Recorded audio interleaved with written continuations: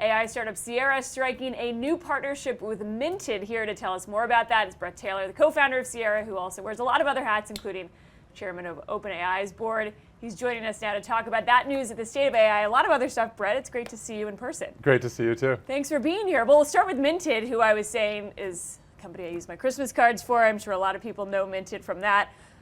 What has happened with this partnership? What are they actually building using Sierra? Well, Minted is, first of all, one of my favorite products in the world. Every year, maybe I procrastinate a little longer than I care to admit to get our cards out the door, but I think all of us have that basket on our kitchen counter of all the photos of all of our friends. Most of those come from Minted, and it's a neat product, but it can be complex, as you're designing a card from this marketplace of independent artists, getting out the door. If you design it late, how do you expedite the shipping? If you're confused about how to lay out your photos. And if you imagine a business like Minted, where all of your business comes in a handful of weeks, between Thanksgiving and Christmas, how do you provide great customer service and great customer experience with that kind of peak season? And AI is the answer. So they've built an AI agent on the Sierra platform, and it's helping them meet the demand of their customers in an exceptional way, help people get their cards out on time, whether it's for a wedding or for Christmas. And it's such a great experience. I'm so proud of the partnership. A lot of us can relate to that. I think the Christmas card and procrastination. Is there a personality? I know that's been a hallmark of some of the other partnerships that you've done. I think of, Duncan Smothers, the Chubby's partnership. Yeah. Does this one have a name and a sort of a different personality? Well, this is the great thing about AI agents. They can be a brand ambassador for your company because they actually have a voice. And so it's interesting for a lot of retailers we work with, like Chubby's, they come in with a brand book and it's really opinionated. For some other companies, they're like, wow, we haven't really thought about our voice this intentionally before. And it's interesting, if you look at the waves of technology innovation, the web gave birth to web design. And now that's a title that's pretty common. I think if you go to Indeed, there's probably 1 billion listings for web designers. I think we're going to have in the future have conversation designers, voice designers, because this will be one of the main ways people interact with your brand. And so Minted has a wonderful brand voice. It's personalized. They serve 75 million households, really, which is kind of incredible. And I'm hopeful that their AI agent will be one of the main ways people experience the Minted brand. And what a cool opportunity to personalize that experience. So what does it actually look like? Are you speaking to the agent? I know you've sort of been allergic to the word chatbot. How is it different than a chatbot? Well, it's so funny. Like, if you just surveyed CNBC viewers and you asked them their opinion of chatbots, you probably get 0 out of 10 people saying they like it, and you immediately think of those robotic things that get in the way from you talking to a real person. Yeah. But if you think of ChatGPT, I bet 10 out of 10 people say, oh, that's amazing. I use it every day. I just made an anime version of myself the other weekend. Right. What is the difference? And I always joke the difference is one works really well. One's delightful. Right. And so for our customers, we actually encourage them to call their agents AI assistants or give it a name like Duncan Smothers, because you want your customers to know this is one of the good ones. This is one of the ones that will actually be empathetic, that will understand what you mean, that has access, can take action on your behalf, whether it's changing your SiriusXM plan or helping you fix your ADT alarm system or helping you with your Minted card this holiday season. And so that's really the difference, is they really, really work well. And you can see it in the customer satisfaction scores. 4.5, 4.6 out of 5, often higher than the customer satisfaction scores of the call centers that they're augmenting. And that's kind of remarkable. People just love chatting with these AI agents. Is it a phone conversation? Or are you actually typing back and forth like you would with the ChatGPT? What does it actually physically look like? Well, what's cool about the Sierra platform is it's both. Yeah. Let's just go through Harmony, SiriusXM's AI agent. You can see Harmony on the SiriusXM homepage. If you call them on the phone, it's the same AI agent. So what's really neat about these platforms is you're making a conversational customer experience, and you can meet your customers where they are. So if they're calling you on the phone, perhaps they're chatting over WhatsApp, maybe they're on your website and you're having a conversation there. That's the really neat thing about these experiences, is these AI agents can show up exactly where your customers are. And I think it's important because if you try to find the phone number of most consumer brands, you'll find a hard time. Yeah. Why is that? Well, it's expensive.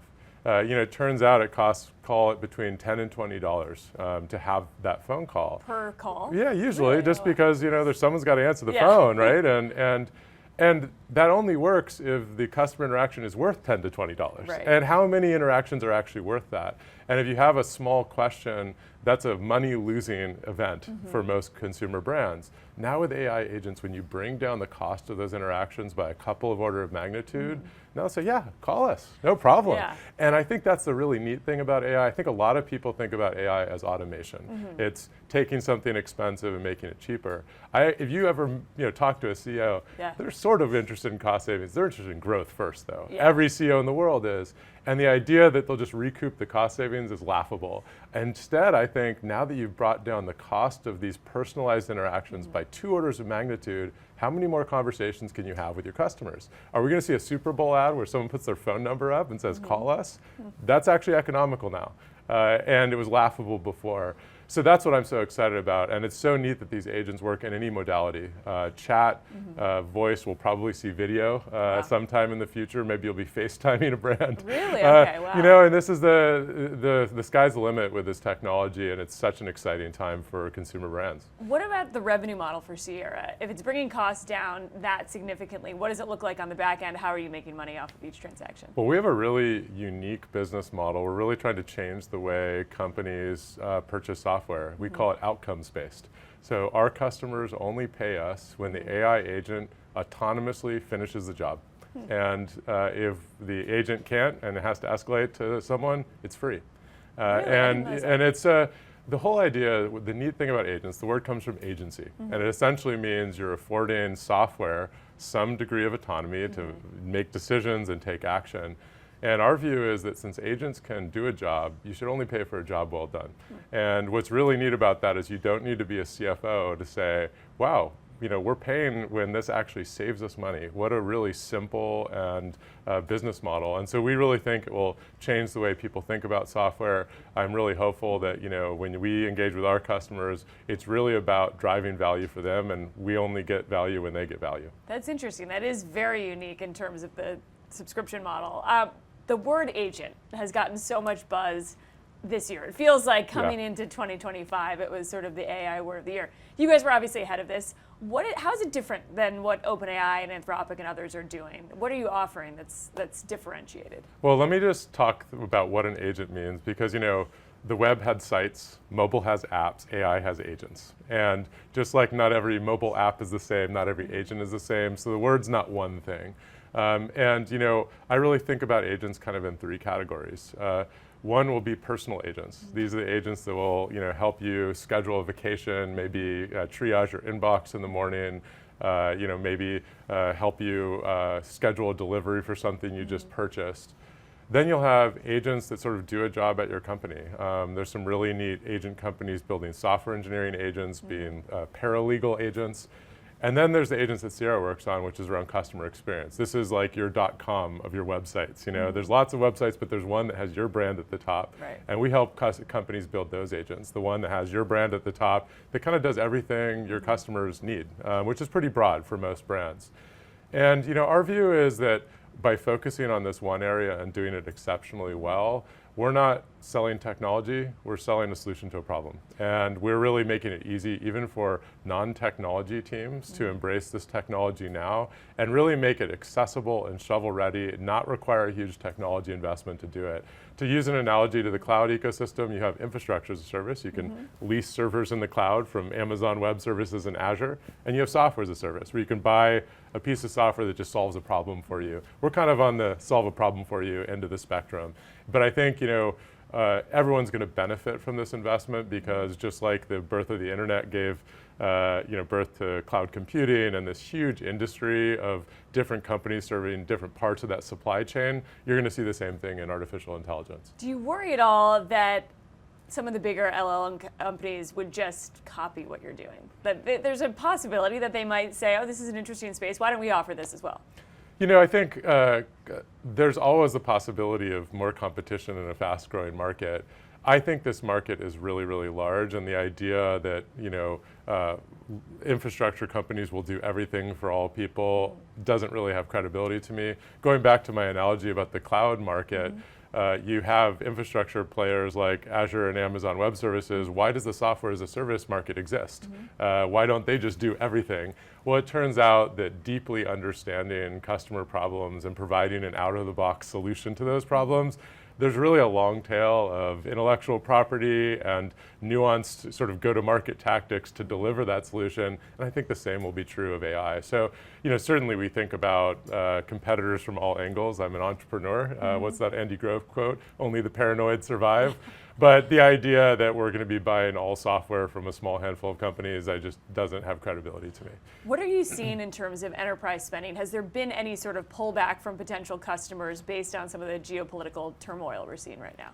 Well, certainly there's a lot of uncertainty out there. I think everyone's kind of in a wait and see how it turns out mindset, or at least that's what I've heard from my conversations with executives. What's interesting, though, is I think it's really driving attention on artificial intelligence, because whether you've the cost of your product has gone up because of tariffs. You might be focused on trying to recoup those costs. You don't need to raise prices. AI is a great technique to do that.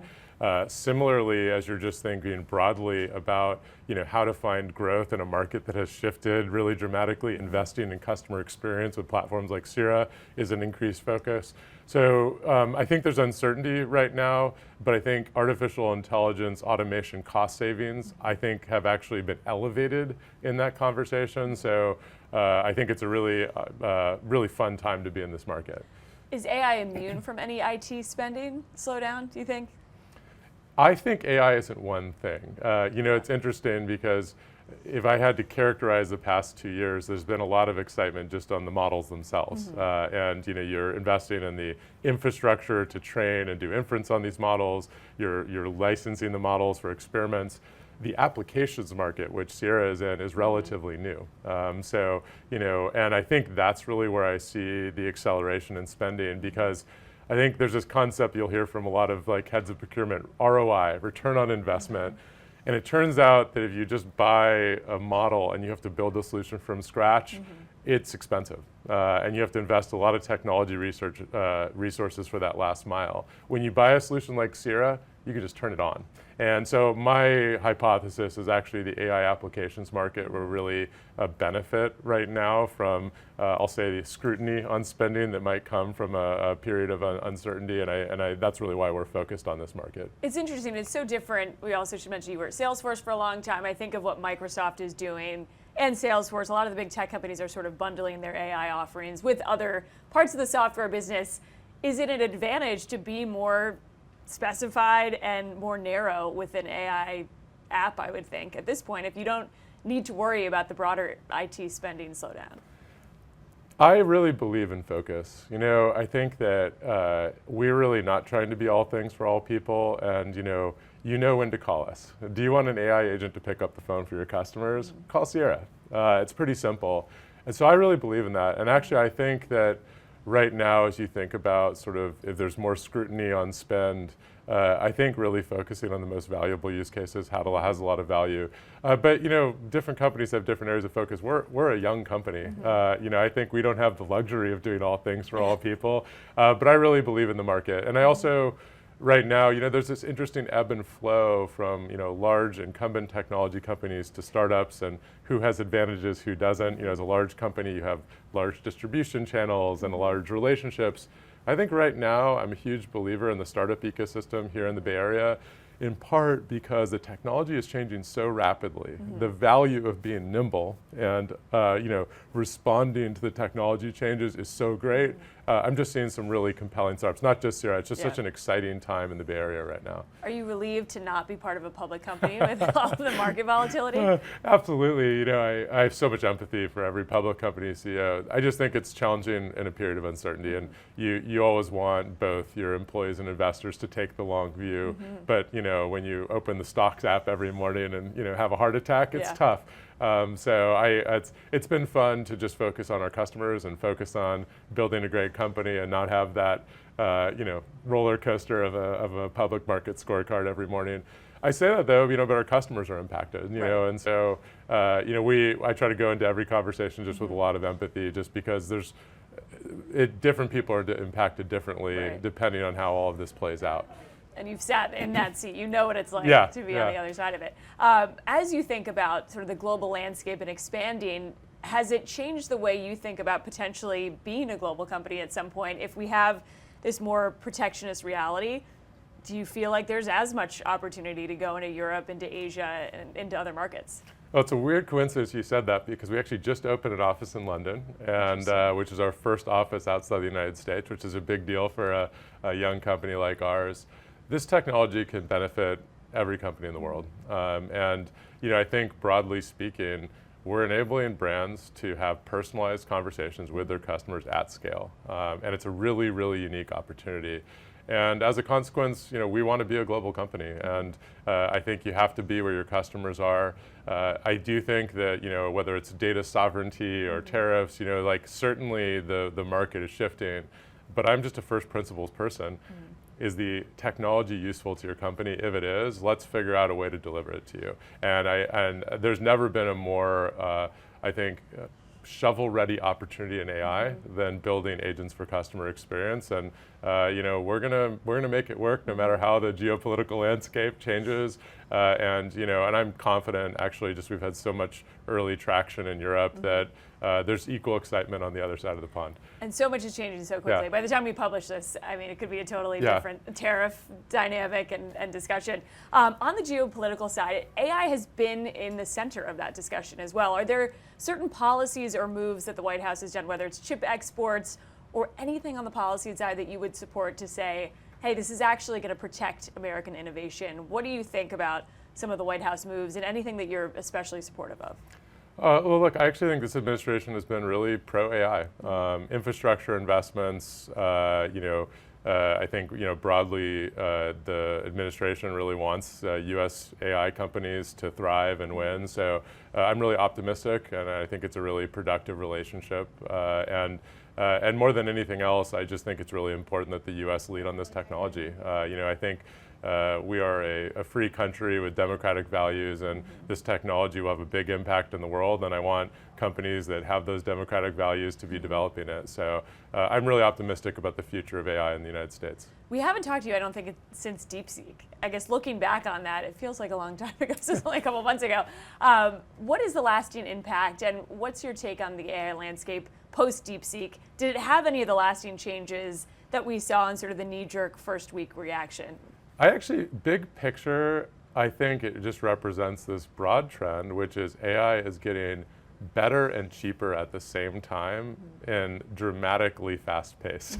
And so I'm probably gonna get some of these numbers wrong, but when we started Sierra, the best model in the world was GPT-4 from OpenAI.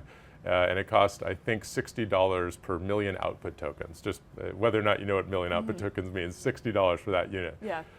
The models today are more than 2 orders of magnitude less expensive and much higher quality, often by a factor of like 2 to 10, depending on the evaluation. So you've got something that is more than twice as good and 2 orders of magnitude cheaper in 2 years. It's crazy. I mean, how many technologies mature that way? So certainly there's some like geopolitical undertones to any advancement, but then you look at all the models that OpenAI has released that are inexpensive and high quality. It's just an amazing time to both be an entrepreneur in the AI space, but also just an amazing time to be a person. I mean, how neat is it that, I don't know if you played around with all the cool image generation tools from OpenAI.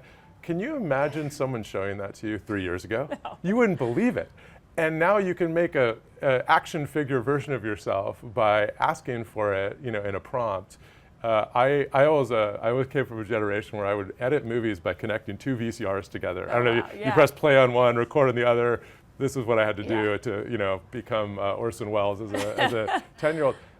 Our kids are going to be able to describe, sci-fi special effects and add explosions to their movies by just describing it. We're just in a period where these tools are just getting better and cheaper and more accessible. And actually, I think going to the sort of OpenAI vantage point, our mission is to ensure that artificial general intelligence benefits all of humanity. Having this technology just get more affordable, more accessible, so that tools like ChatGPT can reach everyone in the world, I think it will be the way most people in the world consume AI, and I think that's an incredible opportunity. What does that mean for the labor force? I think about sort of the the fun side of messing around with image generation, but also productivity and how it changes the entire global labor force. Do you have thoughts on what it means for employment, how you think about reskilling people? I just think there's probably effects that we're not even able to conceive at this point. Well, first, it is definitely automating some tasks that we're doing today. And I know it's sort of an overused example, but when we invented the automated teller machine, we didn't decrease the number of bank branches, nor did we decrease the number of people in those branches. They just did different things. And I think broadly with AI, we're going to see a similar trend. I think, if you think about just sort of productivity, you're automating some tasks, and I think we will do higher order things, things that are more leveraged, more valuable. That transition can be complicated, because if you're the person, I don't know if you saw Hidden Figures, that movie about the calculators. Yes. These were people. You're right. And then in that film, you can see the IBM supercomputer that was being introduced at NASA. Kind of interesting, I didn't even know until seeing that film that the name calculator was a job description before I was born after that. Yeah. We've gone through these transitions before where we essentially take something that is scarce, whether it's power or food, and we make it plentiful. Now we're making intelligence plentiful, and it used to be scarce. I think it will have broad-based implications on what we do, but I think we will find really interesting jobs around it, and we'll look back 50 years from now and say, gosh, can you imagine not having intelligence be plentiful? And I think in the same way we think about power in a way that you just flip on a light switch and it used to be something scarce. I always like to say that I think it is just going to be a disruptive time for all of us. And notably, by the way, software engineering is one of the professions being the most disrupted by AI. If you go into any CTO's office, they'll tell you over half their code is being generated by AI right now. So it's, we're not immune to this either. We're all being impacted. I always like to say we're all accountants, and Microsoft Excel just got invented. Are you going to show up to the meeting with a binder and a calculator? Or are you going to be the first one to learn pivot tables? And I think right now for all of us, all of our jobs are changing a lot, but it can be really empowering. And so I really think if, I've got kids, I'm encouraging them to use these tools. This is like the new bicycle for the mind, as Steve Jobs always said. And I think it's an opportunity for all of us to excel in our jobs. I don't mean to minimize the disruption, but I think people who lean into it can really find new opportunities in their careers, and that's super exciting. That is a good call back to the Steve Jobs analogy, the bicycle of the mind. I mean, it's amazing what you can do with these, and also for kids, I would think it's going to completely change the way they learn. And I think the calculator is also going to. Well, it's interesting you said that. My daughter came home with Shakespeare for the first time, and my heart rate went up because I was not very good at iambic pentameter the first time. And we put it into ChatGPT, and it was amazing. And it was a conversation, and it was like having a tutor. It's right. And I what's so excited about that, all kids learn differently. You've all had the bad teacher in one, and now you can go home and get instruction personalized to the way you learn. We've used ChatGPT to make cue cards. You can have ChatGPT quiz you on a topic. Well, very patient tutor. We're just figuring out all the uses of this, just like the early days of the internet. Do you remember, Yahoo directory? We listed every website in a table of contents. It's laughable now, right? And then now there's like the internet grew as we sort of went from sort of like the 100 websites on the internet to what we have today. I think the use cases for AI we're just figuring out. And I think, as I said, I think it's important to think about the disruption it will have to different industries, but I also think the opportunities are great as well. And I really think that organizations and individuals who lean into it will find really great opportunities for your business, for your personal life, whether you're trying to parse a Shakespeare book in freshman English, or you're trying to find a leg up on a competitor. There's never been a greater opportunity to innovate. It's fascinating. I mean, there's so much upside. I think there's also still the discussion and almost the elephant in the room of the safety discussion as well, because when we talk about kids and future generations, you also worry about, people have compared this to nuclear energy and what it's capable of. How do you think about the safety conversation? And from the OpenAI perspective, there was a letter from ex-staffers too, who were sort of seemingly supportive of not having OpenAI transition to, I guess, restructure into a full for-profit. How are you balancing the optimism and honestly the sheer terror that it seems like is still out there and the nervousness around this technology? Safety is the most important part of the OpenAI mission. The mission is to ensure that artificial general intelligence benefits all of humanity. If the technology is not safe, we have not achieved that mission. So it's a little bit like the Hippocratic Oath. first do no harm, right? And your doctor can't heal you if there's harm. And so I have a lot of optimism. First, just to say it though, it is the most important thing OpenAI works on without question. So we take it very seriously. But if you meet some of the safety researchers, you would be inspired just by the level of depth and nuance with which they're approaching this problem. We have a great board member, Zico Coulter, who's a professor at Carnegie Mellon, who's an expert in jailbreaking, which is an interesting topic in safety, among other things. Yeah. And I think we're putting the world's greatest minds on this problem. And I really do think that the solution to most problems in AI is more AI. And I really believe that if you look at the research labs, OpenAI, Anthropic, and others, some of the greatest minds in the world are working on this problem. And I'm just a huge believer in science. And I believe that these researchers will help us iteratively and responsibly to release AI that continues to be safe, where we can realize the benefits in a safe way.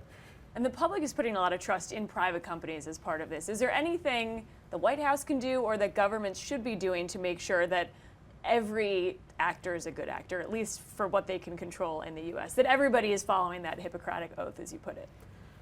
Certainly with a technology that's meaningful, everything has to be sort of public-private partnership. I think it's, and particularly as you said, you want to ensure sort of a standard that everyone meets.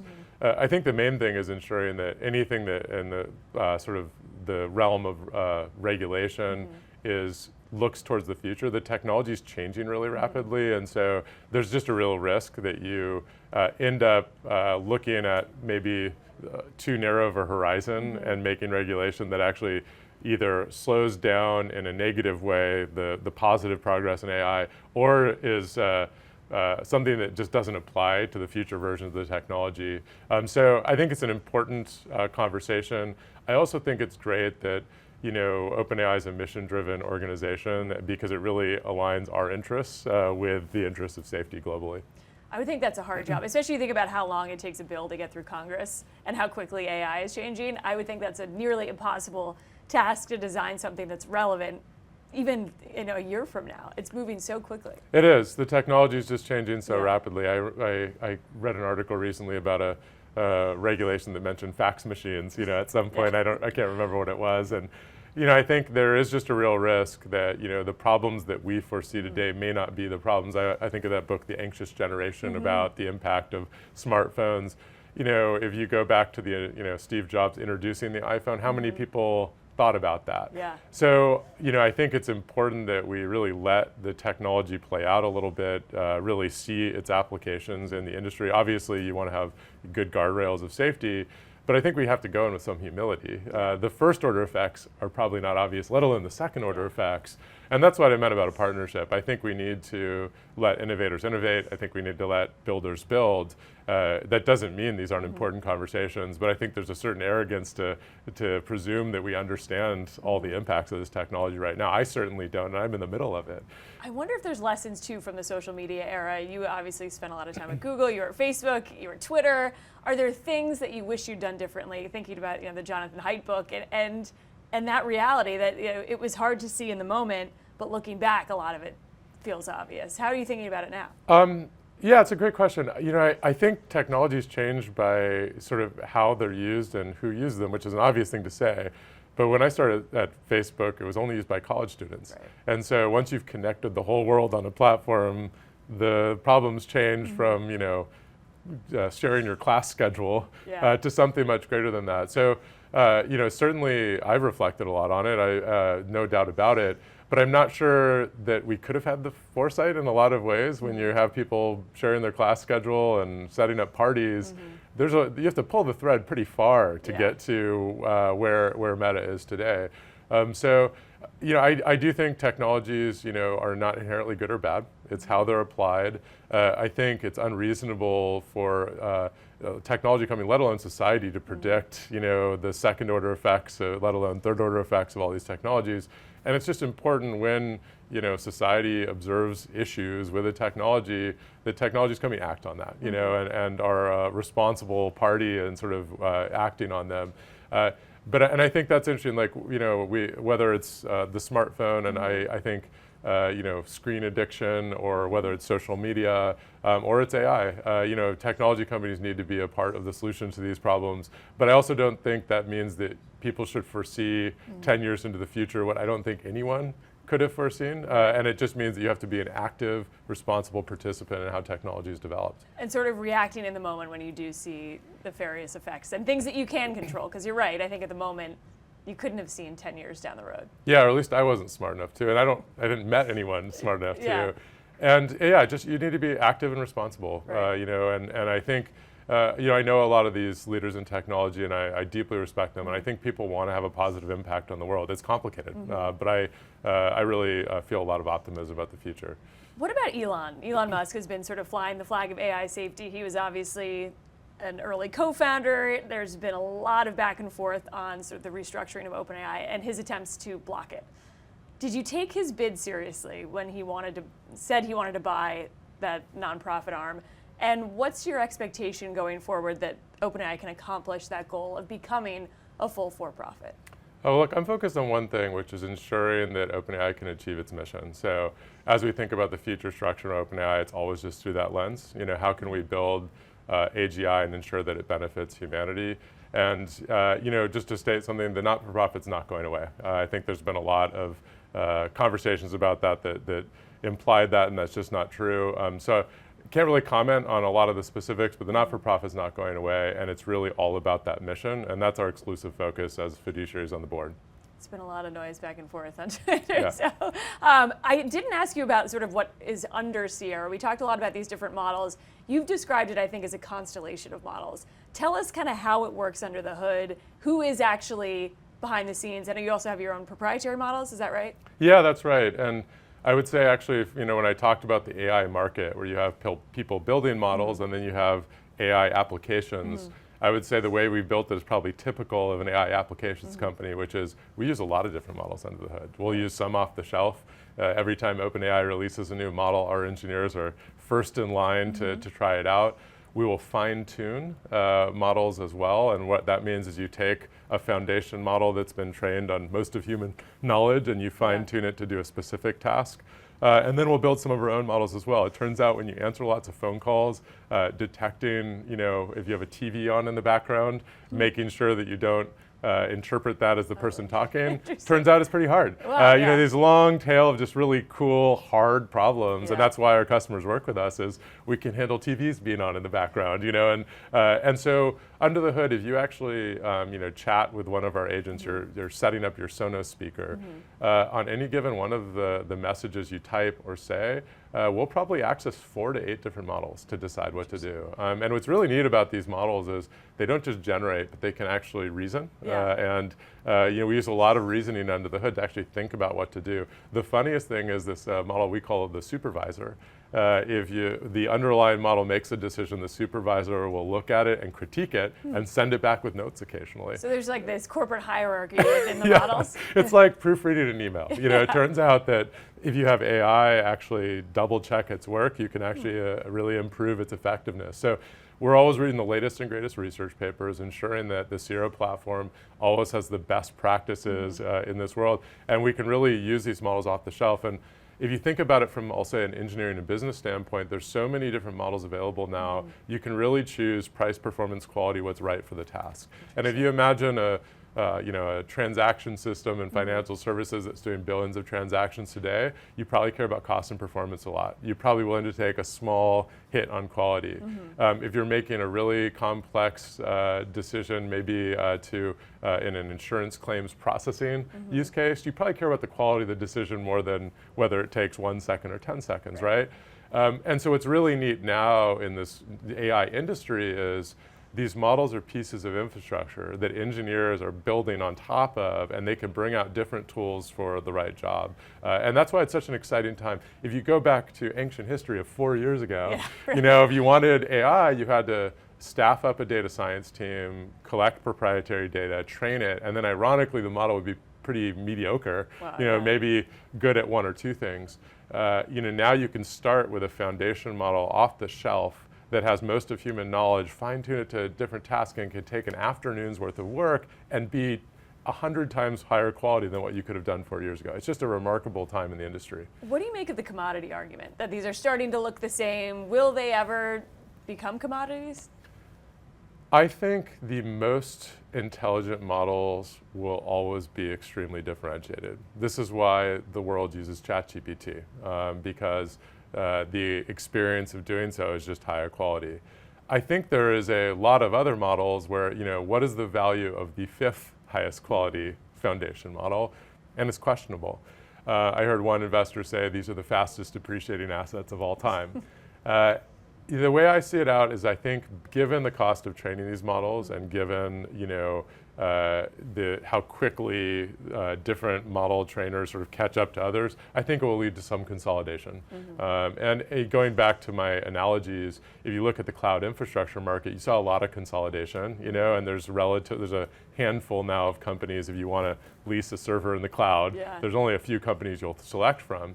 I think we'll go that direction with these models because to actually make the business model of training these models work, you need to be able to recoup your costs by having a fairly large-scale business, like a ChatGPT or Azure or something like that. Right. And so my sense on it is we'll see a lot of consolidation. We already have a little bit. I think a lot of the startups that were doing their own pre-training of models have already consolidated in. I think that will continue.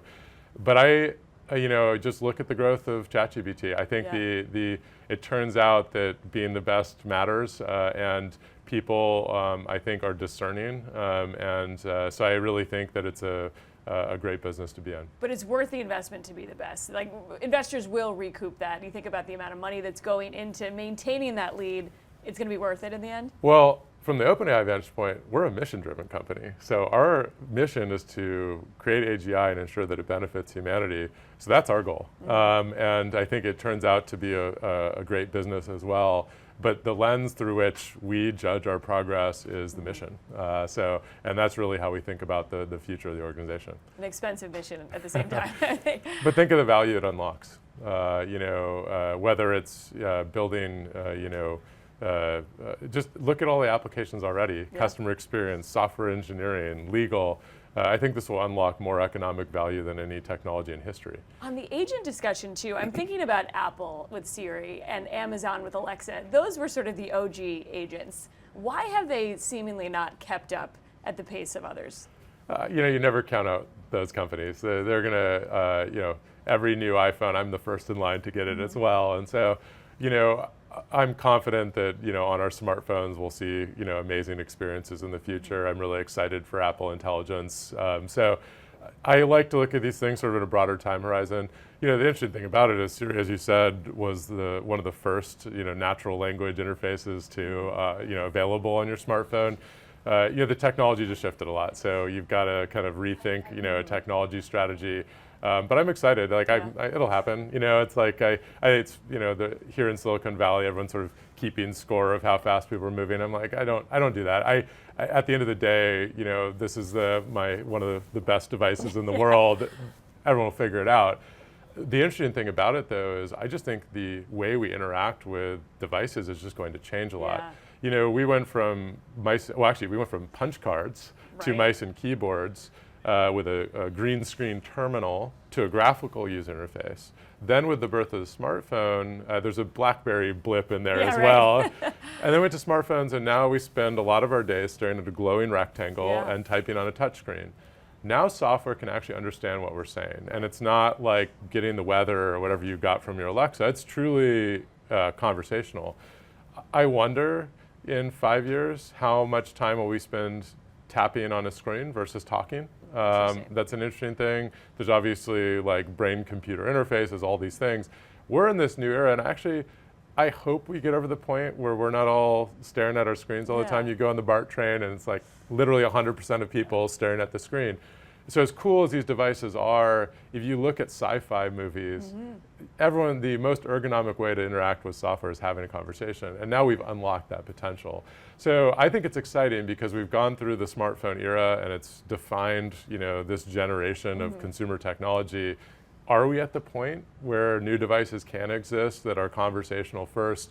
Does that help with things like the anxious generation? Yeah. Because you're not just like glued to this screen all day. Can technology melt away and actually just be kind of invisible, like I think it probably should be? So I'm excited because I think whether it's companies like Apple or entrepreneurs, we're kind of at an inflection point where it's clear. I think there's opportunities for new experiences for the first time. It also speaks to this change in consumer expectation. The fact that Siri would ever feel dumb to anybody is just mind-blowing, because it is still impressive. It still can do a lot compared to when we're talking about BlackBerries. So it's changing so quickly.